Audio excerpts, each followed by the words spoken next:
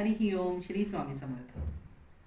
आर्ततेने प्रार्थना करायची, देवाचे गुणगान गायचे, स्तुतिगान करायचं, भजन कीर्तनामध्ये रंगून जायचं. अशा अनंत प्रकारांनी आपण भगवंताला साथ घालू शकतो. बरं श्रोते हो, एक नक्की की जे करायचंय ना ते परमश्रद्धेने करायचंय. श्रद्ध सत्यम तत्सत्यम अस्याम धीयते सा श्रद्धा. म्हणजे सत्य ठेवलेलं असतं ती श्रद्धा. श्रीमद भगवद्गीता आपल्याला दिव्य संदेशच देते की जीवनामध्ये श्रद्धेशिवाय यशस्वी होऊन उठावं आपण आणि मग काही काळ अजपाजप करावा. आपला श्वासोश्वास कसा चालतो हो, कळत न कळत चालतो की नाही, अगदी न कळतपणे तो अव्याहत चालू असतो.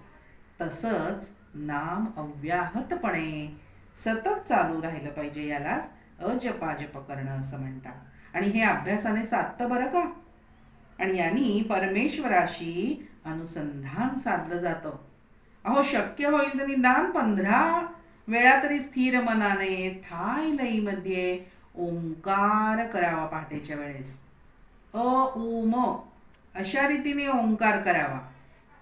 मग हा ओंकारच का करायचा, तर ओंकार हा अत्यंत पवित्र वर्ण आहे. ओंकाराला एकाक्षरी ब्रह्म म्हटलेलं आहे.